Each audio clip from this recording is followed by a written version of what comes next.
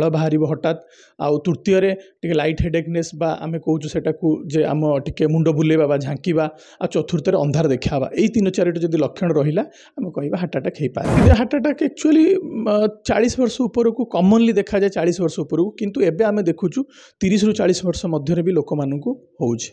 नमस्कार, ओडिशा भास्कर स्वतंत्र कार्यक्रम को स्वागत करुँ मु किरण। आज हूँ विश्व हार्ट दिवस। ये हार्ट दिवस अवसर में आम पाखे रही जड़े हार्ट विशेषज्ञ रही डाकी चंदन कुमार राय सा महापात्र रही सहित आम आलोचना कर आलोचना को स्वागत करुच्ची ओडिशा भास्कर तरफ। सर कौन कहे आज जेहेतु विश्व हार्ट दिवस रही हार्ट दिवस अवसर में आपन को अनेक अनेक शुभेच्छा और अभिनंदन जनाऊँगी। बर्तमान साधारण लोक हार्ट अटैक हुए और हार्ट अटैक हेले से जापारती ना हठात चलाबुला कर हठात एक दुखद खबर आसुचे। हार्ट अटैक कहीं हुए क्यों बयसर हुए क्यों बयसर लोक मानी अधिक घातक साजी थाए? देखु एबे आमे आगुरी भावुले कि हार्ट अटैक केवल जो माने वृद्ध बयस बा 50-60 वर्ष आगु को से हुए, किंतु आम ए भारत वर्ष देखा जाऊँ तो ये जो हार्ट अटैक जनित रोग धीरे धीरे एज कमी गले आम 30 वर्ष 40 वर्ष मध्य लोक मानक हार्ट अटैक हो हृदघात होमें देखुचु। तो जो भल प्रश्न पचारे आप कहीं हुए बा कौन हेले आमे जानिबा कहीं हुए यार बहुत गुड़ा कारण अच्छी, किंतु मुख्य कारण भितर आमे कहूँ जो लोक मानू लंग स्टैंडिंग डायबिटीज किंबा ब्लड प्रेशर जो माने मेडिसिन खाऊ नांती बा चेकअप करूना, तृतीय मेदबहुलता बा डिस्लिपिडेमिया आमे ताको कहूँ सेगुड़ाक जब रहिले सेटा गोटे हार्ट अटैक आमे रिस्क फैक्टर। और फोर्थ गोटे देखुचु आमे जार घरे बापा माँ को किंबा आमे ताको जो जेनेटिक बा फैमिली रिस्क फैक्टर जदि थाए मध्य सेमाने मध्य संक्रमण होवार आशंका थाए। आ कौन हेले जदि संक्षिप्त कहबी आम 2-3 लक्षण जदि आम देखा जाए ताले आम कहवा जेटा हृदघातर शिकार आम हो पारू। जमीक आम कहूँ लेफ्ट साइड बा बाँ साइड रे आमको चेस्ट पेन हम सेटा मे भी हाथ किंबा बैक को मध्य सेटा देखा जाई पारे।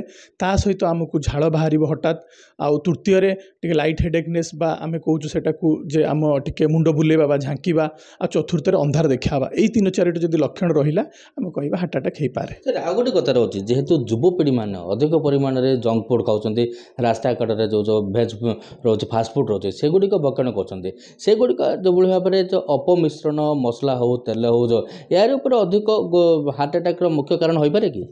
भल प्रश्न पचार। बर्तमान आप देखिए न्यूज रे हो सबुआड़े हो बर्तमान फूड आडल्ट्रेसन बा आम कहूँ जो खाद्य अप जो जन मिसीचु सेटा बहुत मुख्य कारण आम बर्तमान आम दैनंदिन जीवन आम जाने जे आम कौन खाऊचे बोली।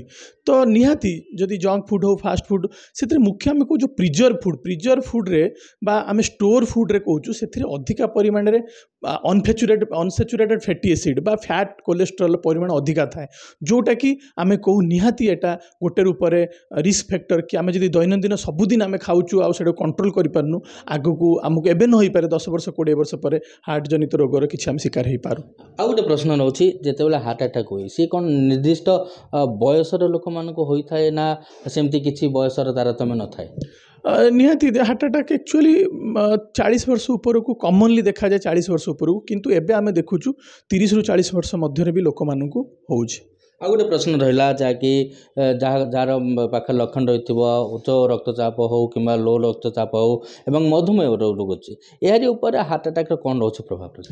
निहाती कारण आम से जो मुझे जस्ट कहली आपन को कि हार्ट अटैक गोटे रिस्क फैक्टर भितर जो मैंने डायबिटीज कंट्रोल रोनी कि मेडिसिन खाऊ ना कि खाद्य प्रणाली चेंज करूना आउ ब्लड प्रेशर बा मेदबहुलता ये 3टी मुख्यतः बर्तमान कारण हार्ट अटैक एक जदि आम ठीक टाइम रे मेडिसिन खाई कि आम निजर लाइफस्टाइल चेंज करी किंबा डाक्तर को परामर्श करी कि ठीक रही परिबा ताले आम निहाती प्रिवेंट करि परिबा। आ गोटे प्रश्न आसला जेहेतु 3टी हार्ट स्ट्रोक केतोटी स्ट्रोक मार से संपूर्ण रूपे अकाम हो कि बेले बेले देखा जाउछि लक्षण जे से कोमा को मध्य जाउछि एवं पैरालाइसिस मध्य होइछि बोली मध्य जा अनुमान करा जाउछि केतोटी स्ट्रोक मारिले हार्ट अटैक संपूर्ण रूपे शरीर अकाम हो पड़िबो? ना देखु एक्चुअली स्ट्रोक दुईटा गोटे हार्ट अटैक आ ब्रेन स्ट्रोक अलग अलग अच्छी, किंतु बेले बेले किछि किछि लोक हार्ट अटैक जो मानकर रोग थी से भी ब्रेन स्ट्रोक होबार थाए से बहुत होबार से रिस्क थाए से। तो हार्ट अटैक दुई माने गोटे हार्ट अटैक अच्छी जब ठीक टाइम रे ठीक समय जड़े जब हॉस्पिटल जाई मेडिसिन खाई ताकू चिन्हट हो गला ताले आम संपूर्ण रूपे लोकटा को सुस्थ कर परिबा। किंतु जो गोटे मेजर हार्ट अटैक आसे कि लोक जानी पारि न थाए तार हार्ट प्रोब्लेम अच्छी बोली जो समय गड़ी गड़ी जाए से गोटे आम कौ जो मेजर हार्ट स्ट्रोक बा हार्ट अटैक है ता सहित ब्रेन को ब्लड सप्लाई कमीगला से आम कहूँ मनीष को माने मृत्युर शिकार हो पारे नहले ता देह अकामी बा पारालिसिस हो पारे। वर्तमान युवपीढ़ी को आपन सचेतनता वार्ता कौन रु खाद्य खाइले हार्ट अटैक हम ना कहीं एबे मु आज जो दिवस मुख्य सचेतनता होउची युवपीढ़ी कहीं कारण आज युवपीढ़ी 10 वर्ष 20 वर्ष पर ही से एबे सचेतन हेबे तेल आगु को हार्ट जनित रोग को आम प्रिभेंट करिपरिबा। आम सब बेले कहूँ जे प्रिभेंशन इज बेटर देन क्रियोर प्रतिरोध सब बेले भल देन ट्रिटमेंट अपेक्षा।